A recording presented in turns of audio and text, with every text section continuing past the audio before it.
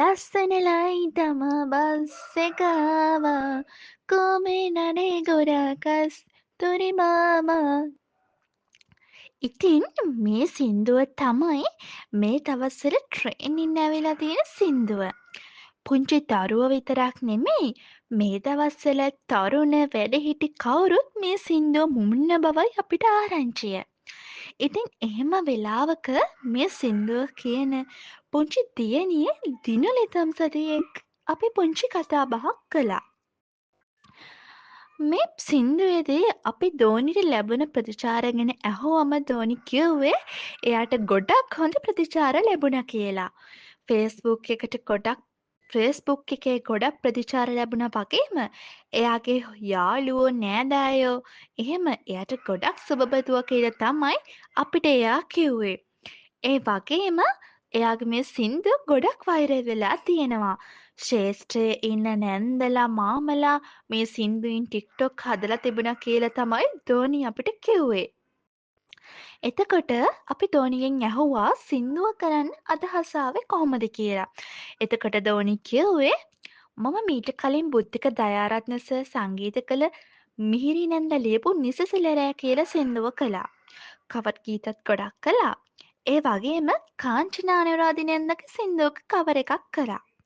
පස්සේ වමත් සංගීත් මාමා එක්කත් කවර එකක් කරලා දුන්නා. ඒකත් ගොඩක් ප්‍රසිද්ධ වුණා. ඔය අතරේ තමයි තාත්තා කිව්වේ සින්දුවක් කරමු කියලා. මේ සින්දුව ලියලා දුන්නේ ලසිත ජයන්ති ආරච්චිගේ මාමා. ඒ වගේම සංගීතය දිල්ෂානිල් සිල්වා මාමා. වීඩියෝ එක කළේ චාරික දුෂන්ත් මාමා. එතකොට අපි පුංචි ධෝනිගෙන් ඇහුවා බස් එක ඇතුලේ රෝගත කරන්න මහන්සි වෙන්නේ නැද්ද නේද කියලා. ධෝනි අපිට කිව්වේ සින්දුව ඇතුලේ චරිත තියෙන නිසා. ඒ චරිතවලට නැන්දලා මාමලා තෝරගත්ත චාරුක මාමා කියලා. දවසක්ම වගේ ගියාලු සින්දුව මූඩ් කරන්න. නැන්දලා මාමලා මම වගේ පොඩි අයත් එක්ක හරි විනෝදජනකව වැඩ කරා කියලා තමයි ධෝනි අපිට කිව්වේ. එතකොට ධෝනි මේ ක්ෂේත්‍රයට ඇවිල්ලා තියෙන්නේ අවුරුදු 3දී. දෙරණි ලිල් ස්ටාර් සීසන් 9 එකේ ධෝනිගේ අක්කා සින්දු කියන්න ගිහින් තියෙනවා. ඒ සින්දු කියන්න ගිය අවස්ථාවක ධෝනි ගිහිලා තිනවා නරඹන්න. එතකොට ඒක අහම්බෙන් සිද්ධ වෙච්ච දෙයක්. එතකොට ධෝනි ඉදිරිපත් වෙලා තියෙනවා සින්දු කියන්න. එතකොට ඒකේ අවසාන 8 දෙනා අතරට ඇවිල්ලා තියෙනවා. එතකොට ආයෙ 2021 දී සීසන් 11 එකේදී අවසාන 3 දෙනා අතරට ඇවිල්ලා තියෙනවා. එතකොට ධෝනි සින්දු කියන්න පටන් අරගෙන තියෙන්නේ අවුරුදු 2කමාරි වගේ ඉඳලා. එතකොට දැන් ධෝනිට වයස අවුරුදු 11යි කියලා තමයි කිව්වේ. එතකොට එයා ඉගෙන ගන්නේ 6 වසරේ. එයාගේ පාසලේ තමයි ඇඹිලිපිටිය ජනාධිපති විද්‍යාලය. එතකොට එයාගේ පාසලේ ප්‍රින්සිපල් සර් ඇතුළු ගුරුවරු යාළුවෝ හැමෝම එයාට ගොඩක් උදව් කරා කියලා තමයි එයා අපිට කිව්වේ. එතකොට එයාට ගෙදර අයගෙන් නෑදෑයන්ගෙන් හොඳ ප්‍රතිචාර ලැබුණා කියලා තමයි ධෝනි අපිට කිව්වේ.